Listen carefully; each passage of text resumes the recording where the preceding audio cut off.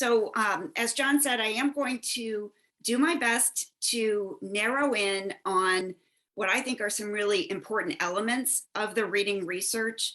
And then I want to spend some time asking you to think about some things that come up when you start to dive into the reading research. So these are things that I've observed, that I've experienced, that I'm going through myself or with other people. And I just wanted to raise these as topics for your consideration. So I am going to be asking you to respond to some questions in the chat. I'm not using the Zoom polls because I know so many people will watch this as a recorded session, and I want to engage them in this thinking as well. So I'm going to be asking you to put things in the chat.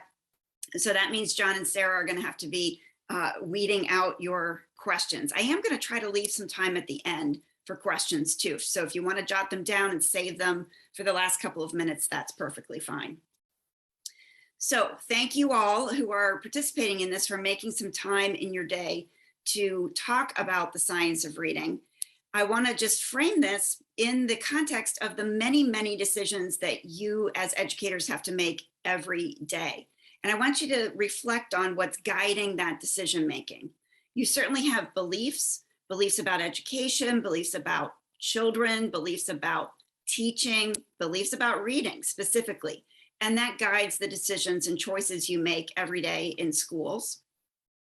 You have experiences, what has worked for you in the past, what you've observed other people doing, what you've seen work for others, what you're told to do. Educators are generally fairly compliant folks, and you generally do what those above you, so to speak, are telling you or asking you to do, right? Or you're just following the people who you trust. You're doing what they suggest that you do. We all have different preferences. We have things that we like to do. That certainly guides our decisions and our choices in school. And I want you to start to think about the way that research can guide the decisions that you make in schools. This is not something that necessarily comes naturally to everyone. It's not necessarily the top of your list, but I want to elevate the fact that there's a lot that we know about reading. We certainly don't know it all, and we can't use research to inform every decision you have to make in schools. But there's a lot that we know, and a lot of the reading research is not making its way into practice. This is something that really drives the work that I do. I think it is unfortunate, I'll use that word, soft term, that educators aren't made aware of all of the findings of the reading research that could guide your decision making. So we're taking a step forward with that today. I'm going to be sharing with you a common national definition that will now become your definition. This is not meant to be protected. This is meant to be given away and used. The Science of Reading Defining Guide. So I'm showing the cover of it on the screen, and I'm holding it up for you because this definition is part of a guide that is a physical book that you can purchase if you'd like to from the Reading League. And it's also a free downloadable PDF.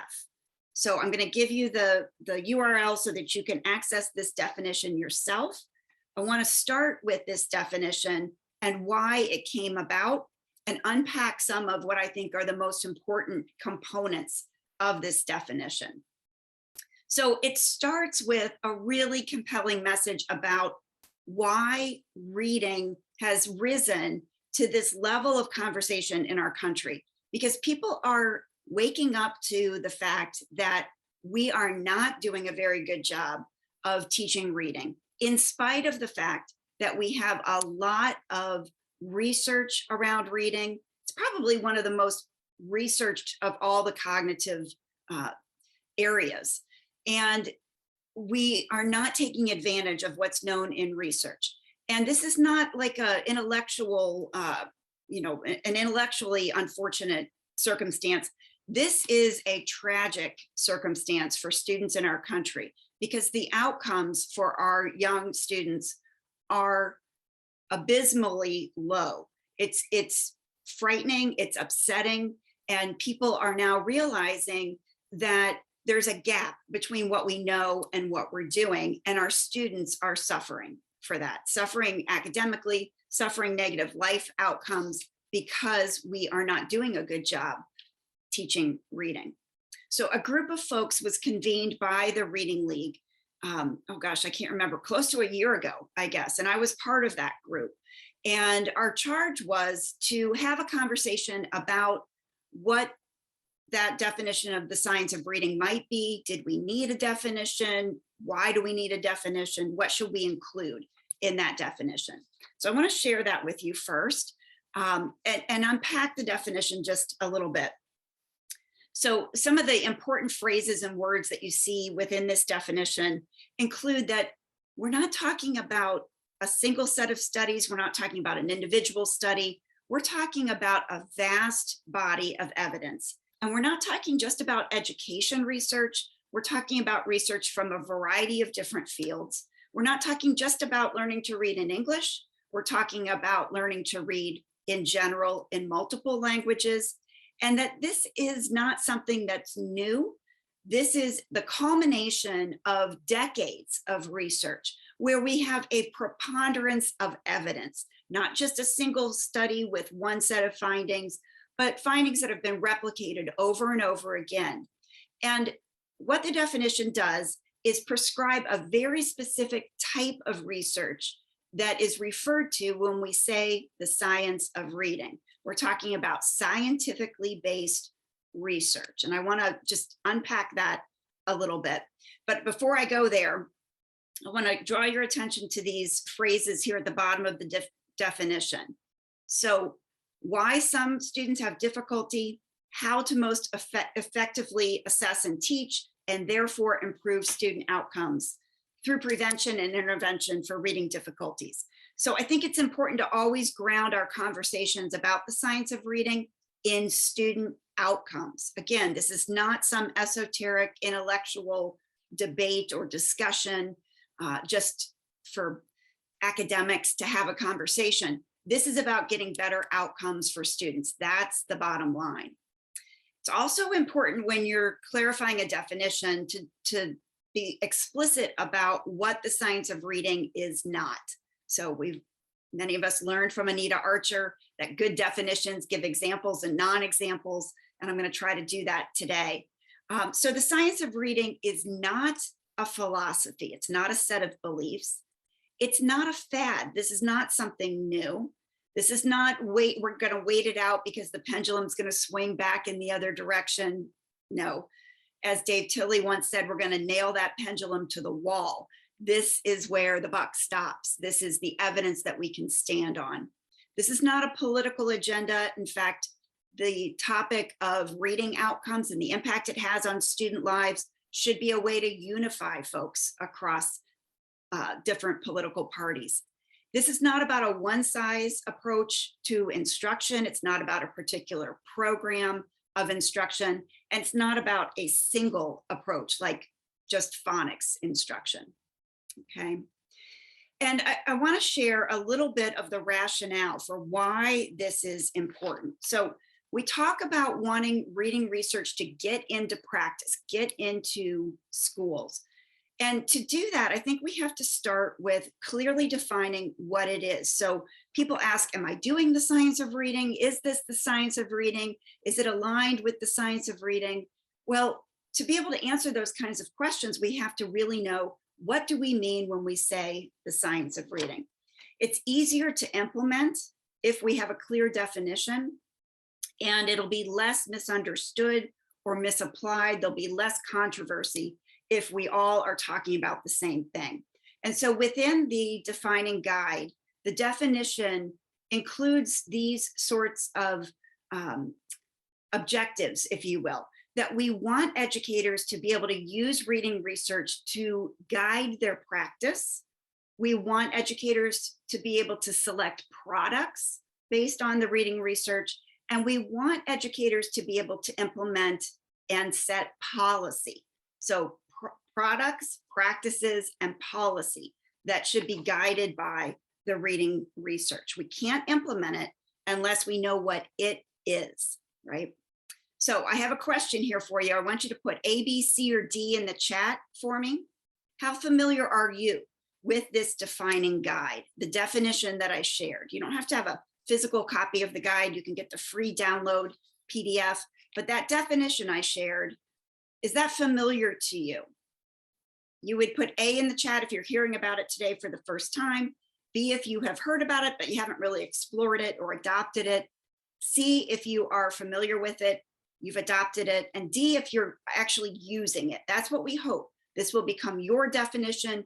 You'll share it in the PD that you're doing. You'll talk about it when you're having conversations in your district. That's our hope. Okay, excellent. We've got people's responses. Thank you for that. So this is a page from the defining guide. And I know that the print is too small probably for folks to see it. You'll be able to access the handout with these other materials for this session. But I just put this here as a reminder to me, mostly, to help focus you in on that phrase, scientifically based research. What does that mean as part of the definition of the science of reading? So what we're doing here is we are very explicitly separating out the types of research that are included in the science of reading definition and the types of research that are not, on purpose, not included. So the two types that we're differentiating here would be the qualitative research.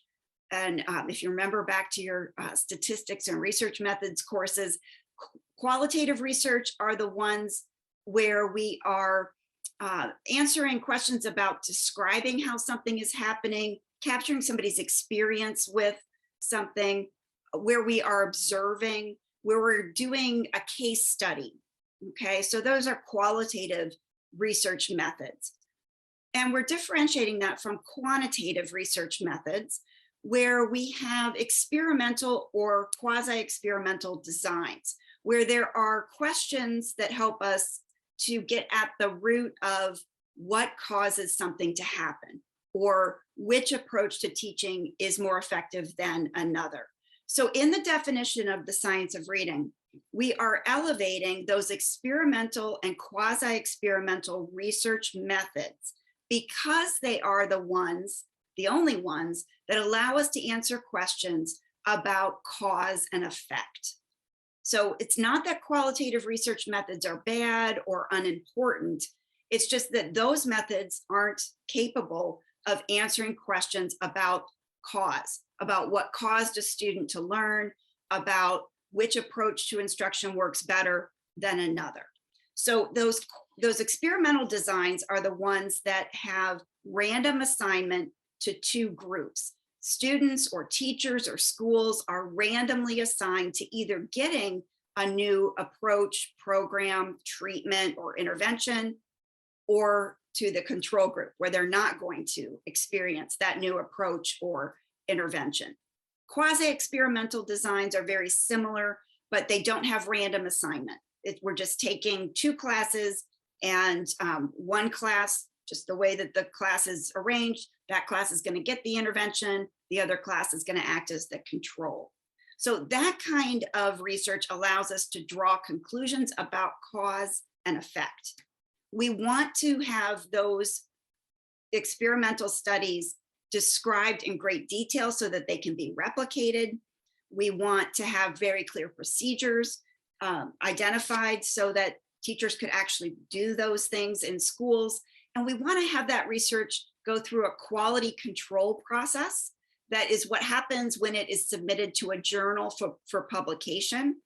Those specific journals that have a review board. So we call that a peer review process. Peer-reviewed journals are ones where professionals familiar with the methods or familiar with the approach that's being studied, they review the research for quality control, and they make a decision about should it be published or not published. So it's not exactly a peer review like you'd see on Amazon or Goodreads or something like that, but it's a quality control check.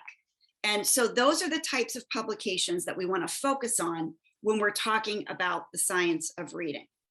Now, this is something that I find is confusing to people, and rightly so, when you don't have a lot of experience with reading research, scientific publications in professional journals. one of the things that happens when people start to learn about the science of reading is they start to get this, gist that you should see something written up with somebody's name and a date in parentheses after it, that becomes this cue to you that that's somehow connected to research. And I just want to tease that out a little bit and specify that there are lots of types of publications. I'm listing some here for you that you're familiar with, I'm sure, but not all of those are research. So you have to be very careful when you're making claims that something has research to support it, that what's in parentheses after that statement or claim is actually a research study.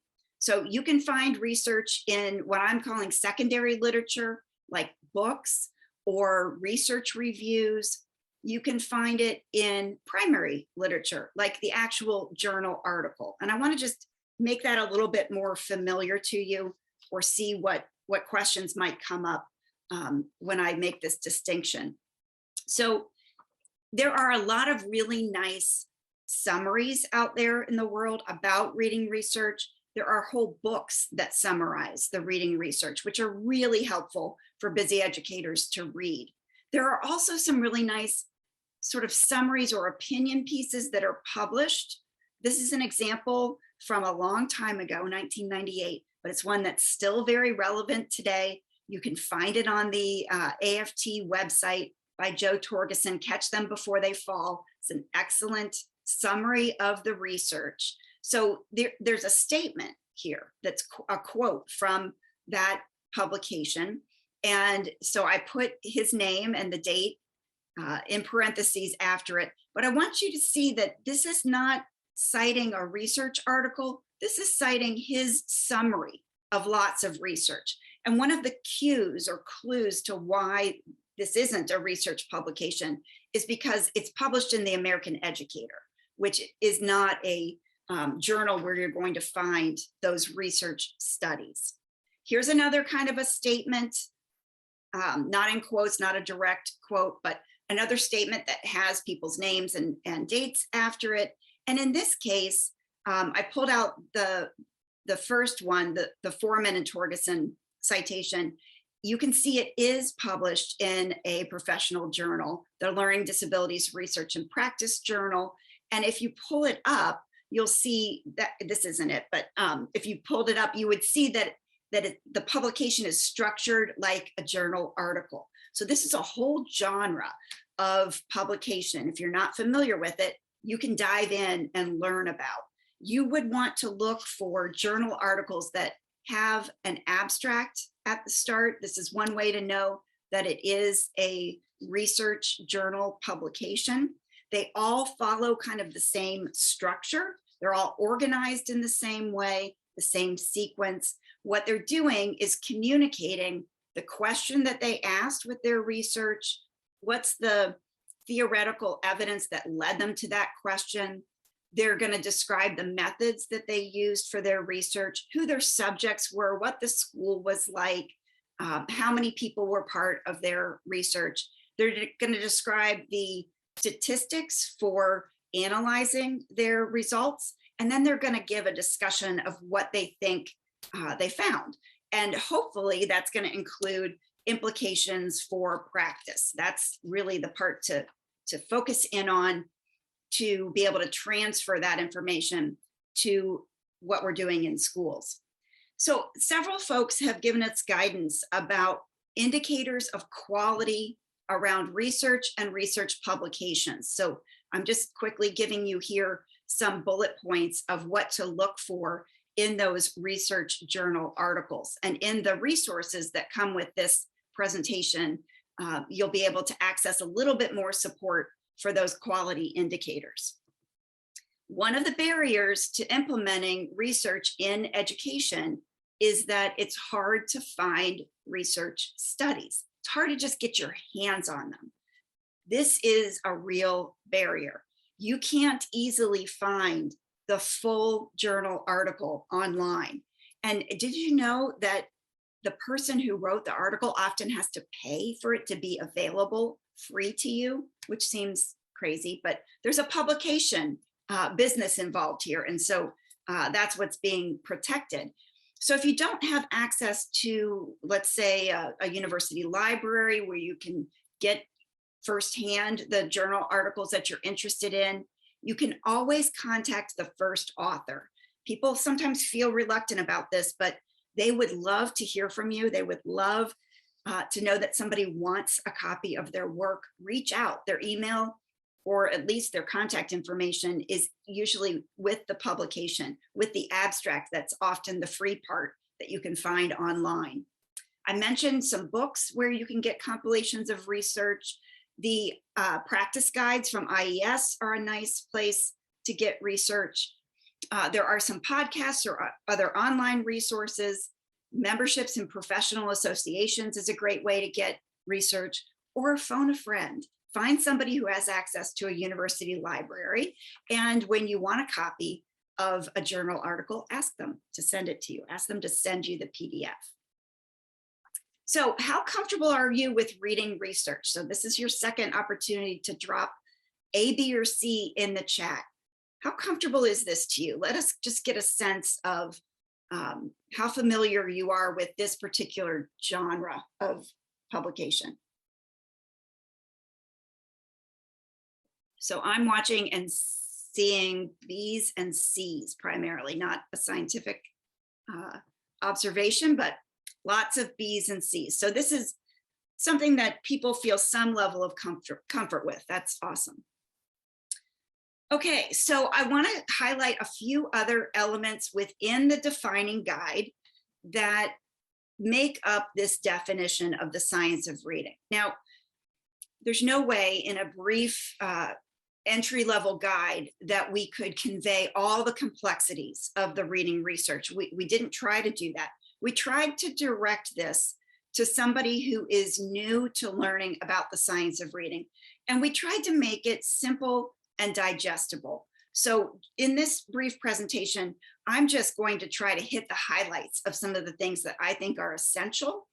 And then we're going to have a little bit of opportunity to think about and chat about some of the challenges related to using the science of reading and using the definition.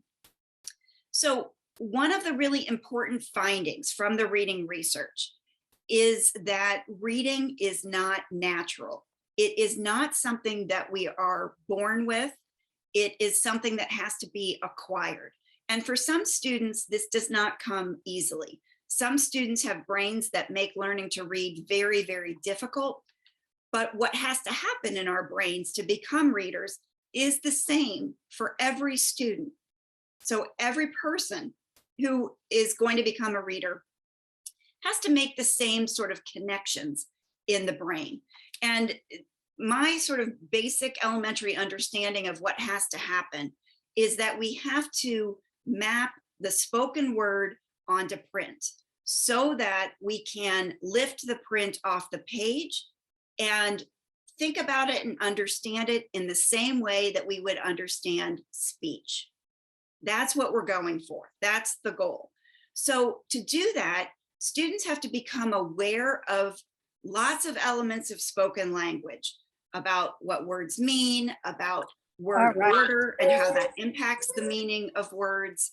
Young children have to become aware of the individual phonemes in spoken words, and they eventually have to match those individual phonemes, the smallest unit of spoken sound, match those phonemes to the graphemes, letters or groups of letters. So mapping speech to print is a really important component of this reading network.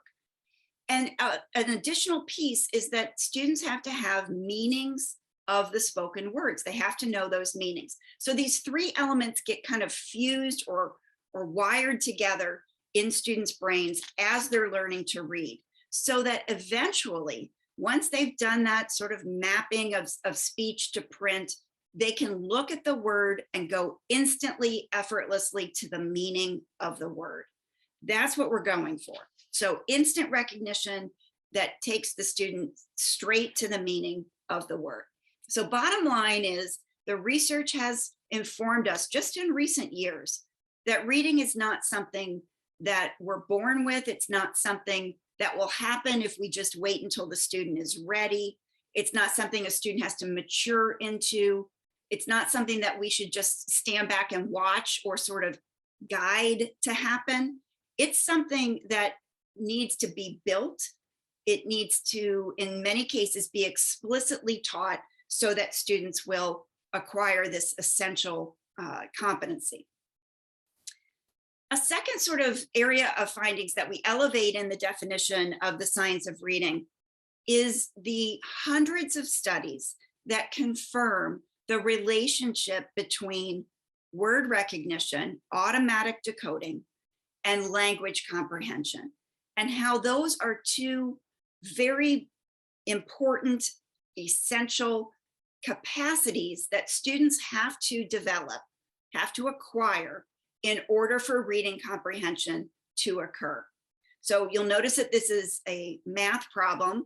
The way that it is communicated, was communicated in the late 1980s by the authors of The Simple View, and the way that we represented it in the defining guide as a math problem. So the idea is that reading comprehension is the product of language comprehension and word recognition. And if a student is lacking capacity in one or the other of those areas, they will not have reading comprehension. They might be lacking capacity in both of those areas. So this is not to say that learning to read is simple. It's just saying that reading comprehension can be distilled into these two broad sets of skills that are essential. They're not optional. And so this is very helpful when we're working with young children. We can build their capacities in these two areas. We can connect the sounds to symbols. We can build their automatic word recognition, while at the same time, we are exposing them to rich oral language. We're building their content and background knowledge. We're making sure that they understand spoken language syntax, that they are aware of and know about how morphology impacts the meaning of words, that they develop listening comprehension, and that those two broad categories of skill is what's going to come together for them eventually in reading comprehension. This simple view of reading is also helpful, I think, with older struggling readers who maybe aren't demonstrating reading comprehension. It gives us two domains to assess and explore for finding out, why is the student not understanding what they're reading? Are they lacking language comprehension, or are they lacking word recognition, or are they lacking both? So this is a very important framework for diving into the definition of the science of reading. In other sections of the defining guide, we have tried to give what you'll see here, this important word, a sampling of instructional practices. So I've been talking about theory, I've been talking about things like what's going on in our brains when we're learning to read, but I want to bring this to the classroom now in terms of practices that are aligned or not aligned. This is where the rubber meets the road, right? So we want to be able to take that information from the reading research and say, what does that tell us we should or shouldn't be doing in classrooms? Now, this is not a recipe, right? This is more complicated than this. And every student should be put into the equation. So research might tell us, well, this is more likely than that to be effective, but that doesn't mean it will work for this individual student. So I'm not dismissing the fact that there are individual differences and that we have to have student data to help us match to instruction. But there are some big picture conclusions that we can draw from the reading research. So we list those kind of side by side in these two areas of the simple view of reading. So in word recognition, we can hang our hat on some things like we should be teaching students the connection between the sounds in spoken language and the print, letters, graphemes, and so on. And that research is really clear that explicit instruction in that letter-sound relationship is preferred over what you see on the right-hand side, which would be incidental phonics instruction or listening to a student read and responding to the errors that they make. In the area of language comprehension, there are some things that we can really stand on firm ground with, particularly around reading aloud to students before they have good, accurate, and fluent reading themselves, that we're reading aloud from complex text for the purpose of increasing their vocabulary, their listening comprehension, their general world knowledge. We can do that explicitly through a read aloud. And we're contrasting that with less effective practice on the right-hand side, which would be something like reading aloud from a leveled book that maybe the student is going to read themselves later on in small group. That would be an example of a less effective practice that doesn't have research to support. One of the things, oh, I'm sorry, I think I skipped a slide. There we go. One of the things that we felt was important to elevate within the science of reading is that this definition includes the way that everybody learns to read. The path that has to be established in our brains, that recycling of parts of our brain into a reading brain, needs to happen for all students. There's not something different that we would do for English language learners. So this is an important element of that defining guide. We also made a point of making sure that we included multi-tiered systems of support, or MTSS, as the model for implementing the science of reading. We have to make sure that we are contextualizing what is in the reading research, using data about our students, data about our schools as systems, the culture of each one of our schools, to make sure we get a fit there. Just because something worked in a research study doesn't mean it's going to work with my students at my school or with this individual student with whom I'm working. So MTSS is an important component of that definition and the defining guide. So with that little introduction to the definition, which aspect of this are you most excited to share and talk about with other people? So you would put A in the chat if you're just glad that there is a common definition. B, if you're excited about the way the brain learns to read. C, if you're interested in talking more about the application of research to all students, if that has you excited. Or D, the fact that MTSS is included in the definition and the defining guide. I'm seeing lots of B, C's, and D's, not so many A's.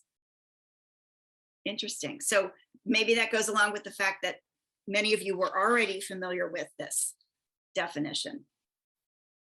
Okay, well, I'm going to give you a charge at the end of the presentation related to this excitement about the definition. So keep that in mind. Okay, I'd like to shift gears a little bit now and move into the beyond the definition part of the presentation. And I'm listing here 5 things that I have experienced and or observed with other folks that tend to happen when you start moving your practice towards the science of reading, when you start moving your teaching towards the science of reading, even when you just start exploring what is the science of reading. These are things that I have experienced myself and observed happening for other people. So I think it's important to raise these and start having conversations about these. So if you have questions, jot those down for the Q&A at the end, or send them in. If they're urgent, send them into the chat. So one of the things I'd like you to start thinking about is this idea that sometimes research is going to conflict with your beliefs, with our beliefs. This happens more than we might want to admit. So I think it's really important that we become very in tune with and aware of our own beliefs, biases, values, preferences, and blind spots, so that you're not having sort of an emotional reaction when you hear about something new or something challenging. So recognizing that this is something that everybody, pretty much everybody, is experiencing. The more you're aware of it, the better you are able to navigate your way through it. One of the things that can happen when you start learning about this vast body of empirical research is you feel angry, honestly, about it being withheld from you. I feel angry about it being withheld from you. I think this is tragic, that there is evidence about what works better than other things, and teachers are not given the benefit of having that information in their teacher prep programs, even in their graduate programs. And sometimes they're not given the benefit of that knowledge in their in-service professional development in their school districts. So when teachers become aware of this, it causes lots of different emotions. Maybe you've had sort of a feeling in the back of your mind that there has to be a better way to teach reading. I'm doing everything the way that I was taught, the way my district wants me to teach with the materials they give me, and it's just not working. There's got to be another way. So some of you feel relief when you find out, yes, there actually is another way, a better way. But sometimes you often can feel also regret. You can feel ashamed, honestly, for not knowing, embarrassed for not knowing that there's another more effective way, or just sad that you have been teaching students and not had the benefit of this knowledge. So those are all, I think, common and normal feelings that come when you're making this kind of change. I also think it's important to let yourself be okay with being a novice again. And what I mean by that is educators are professional. They are in charge of the domain that they are responsible for. Many of you, that's the classroom, right? Like, you are supposed to be the expert and the authority. And it's very challenging when you find out that there's something you didn't know, or maybe what you've been doing hasn't been to the best benefit of your students. That's very, very difficult to come to terms with. So let yourself be okay with going back to that beginning step, to being a learner, to being okay and comfortable with having to sort of start over in some ways, and give yourself time to do that new learning. It's not going to come overnight. So I want you to think, you don't have to enter into the chat on this one, but I just want you to think for a minute. What are your beliefs, preferences, or biases that might become challenged as you adopt practices aligned with the science of reading? I know that for me, I love to read personally. That's something I choose to do in my free time. I want everybody to love reading. I wanted my own children to choose to spend time reading. And I've had to come to terms with the fact that it's not the love of reading that causes people to become readers, that you don't even have to love reading, that's not really even a goal that I have to have for my own children or for other people's children. They have to be competent readers, but they don't have to choose to do it. That's a tough one for me. So think about for yourself, what's going to challenge you. I think it's important to become aware of that. So, whoops, I think I may have skipped number 2. There we go. A second thing that comes up as you're learning about the science of reading is you will discover that sometimes there is conflicting research. Now, I'm not saying a statement that I hear opponents of the science of reading sometimes state. Sometimes I hear people say you can find research to support anything. That is not true. And that's not what I'm saying here. Especially you can't find experimental or quasi-experimental research to say just about anything. That is certainly not true. But in some cases, the answers aren't clear. I've given you an example here about rapid automatized naming. What are the processes involved in RAN? There are different, very credible researchers who have different ideas about what are the processes involved in RAN. I can think of other examples. I know I've seen research about small group instruction Should it focus on a single skill? Should it focus on a collection of skills? I think there's conflicting research in that area.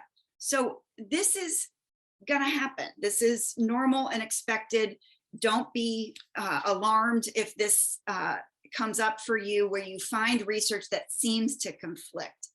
I think if this happens, some potential responses are to understand what the differences are, understand how the populations who were studied might be different, what research questions might have been slightly different, or the methods might have been different in the studies that seem to conflict, and look for what's common across those studies, what you can sort of glean that is common across. And then you're going to have to collect your own data, right? So if there's not a clear path to follow, it's really important that you're collecting progress monitoring data on your students so you know if what you're doing is working for this student. That's the important part. Now, sadly, in some cases, we don't have research that can guide our decisions, or not enough research to guide our decisions. So I can think about areas of research like vocabulary intervention, honestly. There's not really good solid research to guide us around vocabulary intervention, probably because it's such a difficult thing to measure. We probably don't have the right assessment tools to really guide us in terms of vocabulary intervention. I'm thinking also about decodable text or sound walls, things that people talk a lot about that we don't have an extensive body of research on. We might have very limited research studies on topics like decodable text. So this is an area of emerging research. It's just good to know that, to not think I'm using decodable text because all the research says that you should. You should really understand where this topic fits within that sort of continuum of research. So knowing the components of what practices you're doing that might have research support can also be helpful. So for example, using the decodable text idea, that the research is really clear about the importance in generalizing new skills, especially for beginners. So beginning readers that are learning about letter sound connections, that are learning about phonics patterns. It's really important as you're learning any new skill to generalize that new skill into different contexts, like books, right? We also know from research that it's important to practice skills, especially foundational skills should be practiced to automaticity. So decodable texts can be thought of as being aligned to the research on practice. It gives students an opportunity to have multiple repetitions of seeing a word with a pattern that they've just learned, seeing it in print in a variety of different ways. That practice is what moves a skill, any skill, from something a student can do accurately to something they can do effortlessly and automatically. And again, I'm going to suggest that when there isn't solid research to support your decisions in the classroom, that you collect data on your own students. Is it in fact working for your students? That's always important. Okay, now I'm not going to ask you to put this in the chat, but I do want you to think for a minute. Think about your current teaching practices related to reading. Can you identify some that are supported by research? Some that you're not sure they might or might not be supported by research, and some that you're pretty sure are not supported by research. Those might be things that are part of what you're expected to do in the setting that you work in, but you're pretty sure aren't supported by research. So just think about that for a minute for yourself.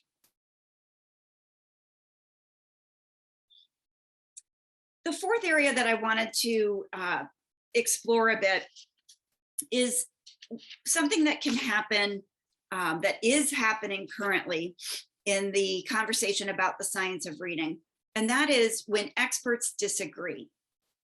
So I've watched the reaction to this. I've had my own reactions to when this happens. And what I want to try to communicate is that This is part of the process. So I mentioned earlier that research is not this static, group of things, practices that you can just take off the shelf. Once you learn it, now you're done and you can go and do it. It is an ongoing process. It's an ever evolving process. It's not static. Science is constantly growing and expanding. The reading research is constantly growing and expanding. One of the ways that it expands is that we challenge current practices. Maybe we've been doing something for a while and people have a new take on it. They have a new way of looking at it. They're going to ask new research questions and conduct studies to help answer. In some areas, in some cases, maybe people have unique views on a topic. Maybe they're connecting the dots from different lines of research, so to speak, and they're developing their own theories that can then be researched and investigated. And these are some of the sort of growing pains that are normal, that are expected parts of the scientific, being part of the scientific community, that it's okay to ask questions. It's okay to challenge claims that people make. In fact, that's part of the scientific process. You should be able to defend the claims that you're making. This is true even not just for researchers, but it's true for educators. So don't take offense. Don't take it personally. If somebody challenges a practice that you're using with a student or with your whole class, you should be able to defend it. You should at least have some explanation for why it makes sense. What has led you to make a decision? And the why should really be grounded in good, solid research. It should have been investigated previously and found to have worked with other students. That's a really good way to guide your decision making. So when people disagree, we need to understand that that is not a personal attack, that we are human, and we need to not take it personally if we are questioned about what we're doing and why, and that we should be able to navigate through those disagreements with conversation, with professional engagement. The other thing related to this is that I want you to think about who you're following and why you're following them. What I mean by that is make sure you're checking out the people you look to as experts, the people who are giving you advice. You don't have time, possibly, probably, to sit around and read journal articles all day. So you're going to have to find people who will translate that research for you. Choose those people really carefully. Make sure that you're investigating their credentials. Why do they have the credentials to be able to talk about research? Have they done research themselves? Have they gone through the publication process to publish research? What's their background that they're bringing to that expertise? So choose your experts wisely is what I would say. I'm also suggesting that you expand who you listen to. One of the things that can happen when you start to learn about the science of reading is that you put yourself into a tribe, so to speak. You put yourself into the group of people who are also interested in the science of reading. And naturally, that can kind of draw a circle around you with other people on the outside of that. So I want you to be really cautious about doing that. In some ways, it's very natural. It's kind of a human instinct. You're learning something new. You want to be immersed in a community of people who can help you with that learning. But don't close yourself off from listening to others, from learning from others. Make sure that you're engaging with people who have views that are different from yours. That's the way that we're going to learn and grow. It's really, really important. I also want to encourage you to make sure that, just like I'm asking that you don't blindly follow others, that you are making sure that you yourself are learning more so that you are not easily persuaded, that you are understanding why perhaps you're changing your mind about something, you're understanding why you're being convinced that something is true. I want you to really think about and investigate that. I think that's really, really important. So my question for you, and you don't have to put this in the chat, but I want you to just reflect. Do you have someone you can turn to when you aren't sure who to believe or what to believe? Do you have sort of that neutral party, that uninterested bystander, perhaps? Maybe that's a stretch, but the person who's not in the heat of whatever the debate might be, who you can ask advice of? So hopefully you've got that kind of a person in your life, or you can seek that kind of person out. The last sort of area that I want to explore is one that applies to many of you. When you are the leader. Now, what I mean by leader here is like the early adopter of this technology, the science of reading. When you are the first person, let's say, to advocate for reading research being implemented in your school. That's what I mean by leader. Either you're doing this on purpose and with a formal title of leader with authority, right? Like you are an administrator or you are a coach in some way where you actually have the responsibility of leading. That might be the case. But I'm also thinking about leading without authority. I'm thinking about classroom teachers who are talking to each other, the kind of educator who has decided that the science of reading is important and valuable for improving student outcomes, and you want to sing it from the rooftops, right? This is the kind of person I have been, I'll admit. It's the kind of person that I am encountering quite often, honestly. I'm really excited. There's so much of a groundswell of interest in the science of reading. However, I have some cautions for you because I've seen what can happen down the road. I've experienced it myself. And so that's what I'm sharing with you here on the screen. So the people who go first might get questioned, right? So if you're out there, if you're putting yourself out there, if you're making suggestions about what people might be learning or reading or watching, what you might think that they should be doing, you're going to get some pushback. And so you need to be prepared for that and have a good way of responding to that. You may actually question yourself. This happens to me all the time. I think this is healthy, by the way. I think you should question yourself, especially if you become in the circumstance where all of a sudden you look up and other people are following you. Other people are listening to you. They are expecting you to have answers. You may question yourself. And I think that's healthy to keep yourself in check. Just like I said, you wouldn't blindly follow others. Don't expect them to blindly follow you. So you don't actually want it to be that people are changing their ideas or they're changing their instruction because you told them to. You know, some days it might feel like that would be great if people did what I told them to, but in the long run, that's actually not, that's not a valid way forward, and it's not sustainable. You don't want people doing things because you told them to do it.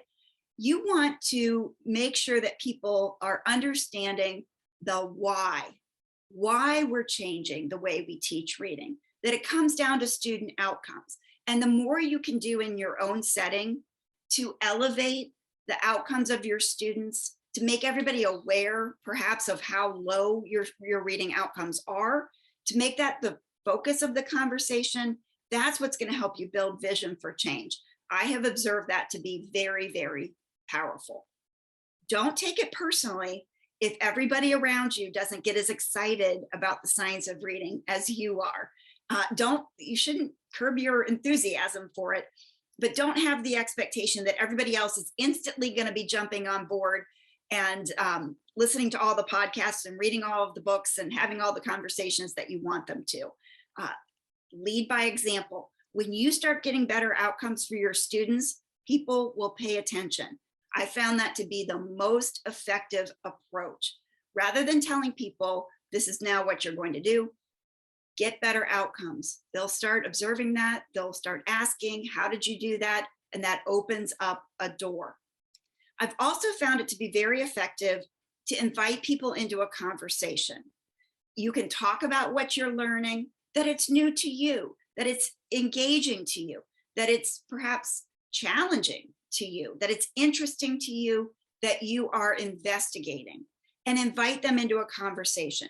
Invite them to read or listen to what you're listening to and talk to you about it. Have a book study, for example. I found that to be a very, very effective approach to changing beliefs and practices within a school. So I want you to think about why this is important to you. And you can put this in the chat. I'd love to see your response. Why are you interested in the science of reading? What's the vision? What do you think can happen that's different? If you articulate this, right? If you can dream it, you can become it.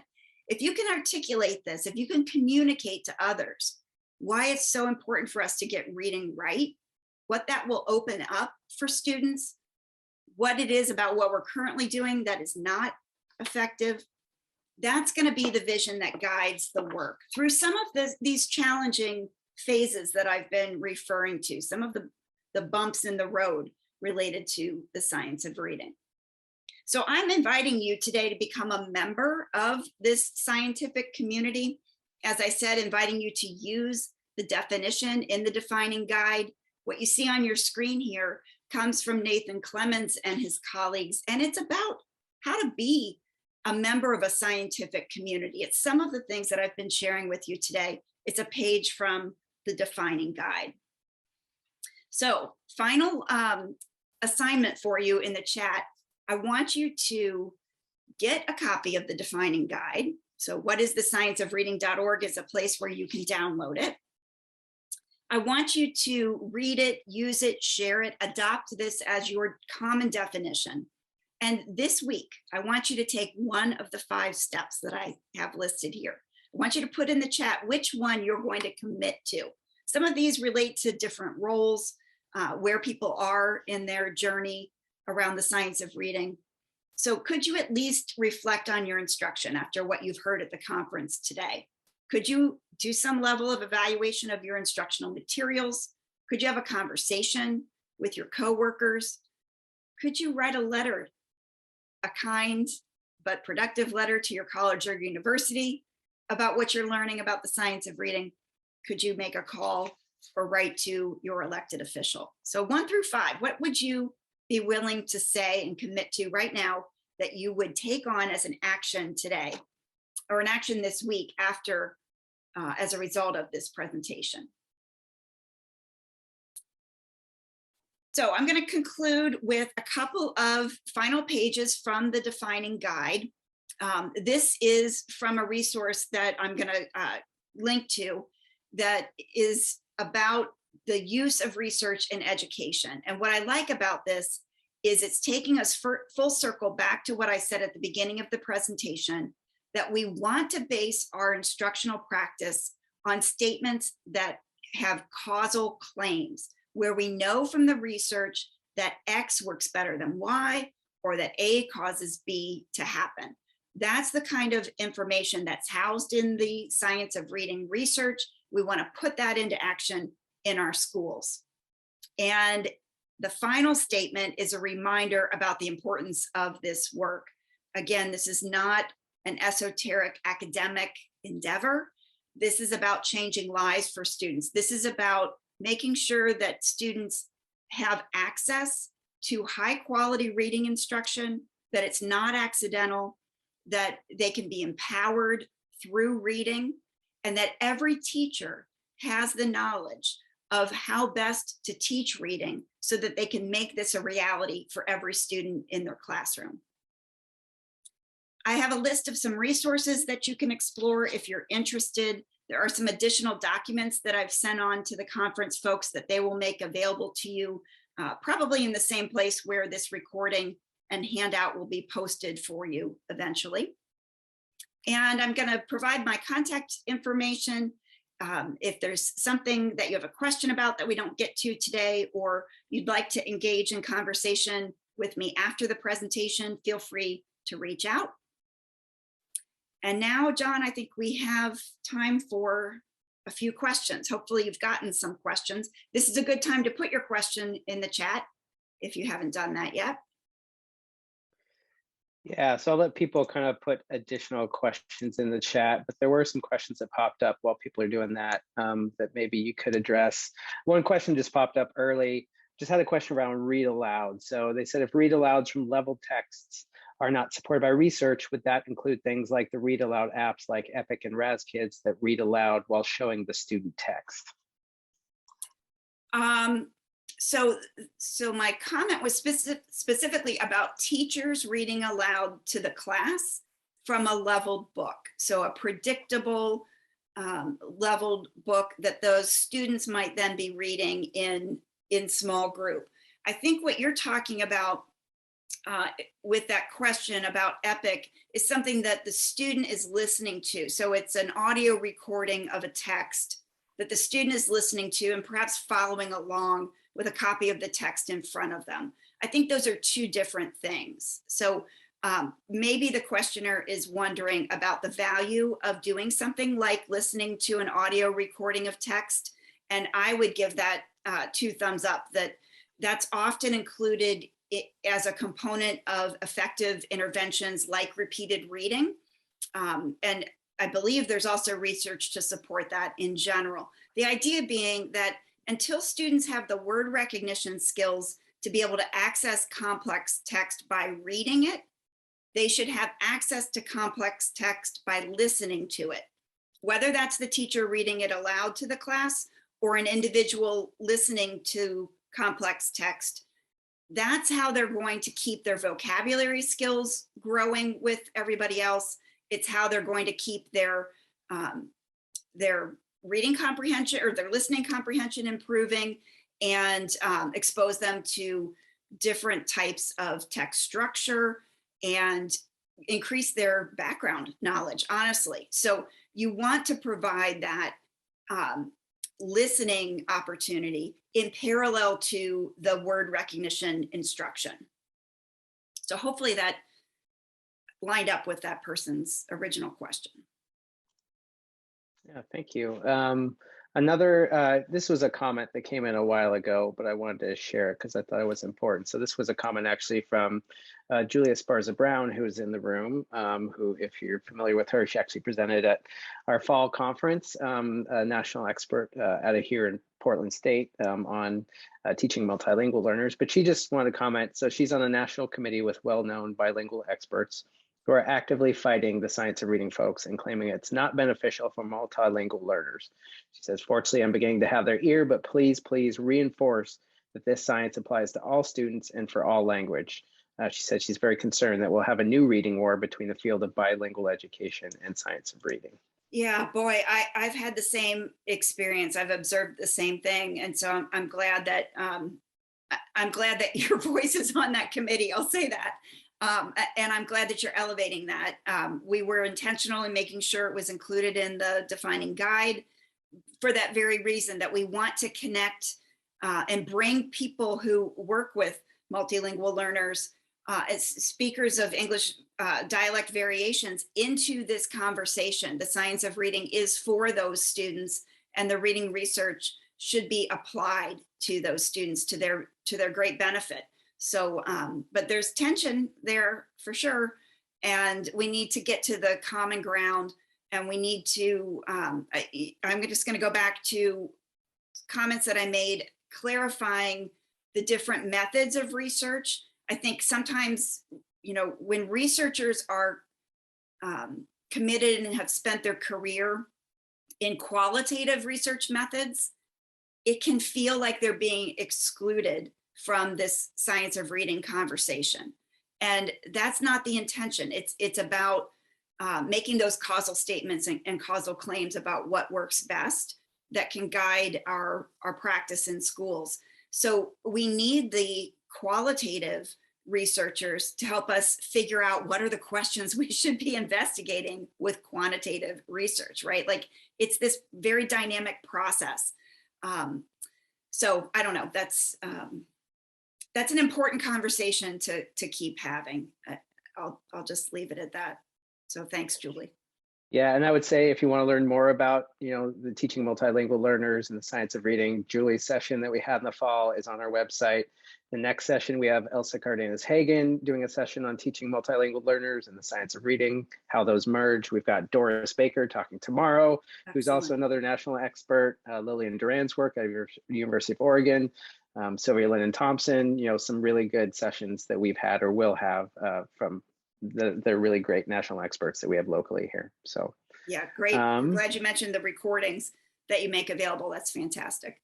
Yeah. Another question that came up, what would be the recommended methods for mastering high frequency words? So though it's difficult to decode words, so is memorization the way to go, or what does the research and science say about teaching high frequency words? Yeah, so this is an area where we need more research. This is an area of practice that is shifting currently. And it's an area of practice that has some nuance to it, I think. So I'm not sure I'll do it all justice, but when I was in graduate school, we did a lot of flashcard memorization of sight words. And that was before we had the advantage of being able to scan the brain and see what has to happen, that recycling of parts of the brain into a reading brain, building that reading network. So now we're understanding that it takes the connection of the individual phonemes in a word, the exact string of letters in a word, and the meaning of a word to map that word onto your brain so that it's something that when you see the word in print, you can instantly access its meaning. That's a process that we don't want to interfere with, right? Like that's the most efficient and effective route to instant word recognition that facilitates comprehension. If we mess with that, if we just do memorization of whole words, we're limited. It's going to take longer. It's not as efficient. And at some point you can't memorize enough words or word parts. So you're going to be limited in your reading skill. So what people are moving towards now is identifying where there is a regular sound symbol relationship in the word and drawing kids' attention to the part that is irregular. So a common word like said, we want every kindergartner to recognize said. They should have learned that the S in SAID represents S. That's perfectly regular and reliable. The D in said represents D all the time. Every single time you see D, it's D.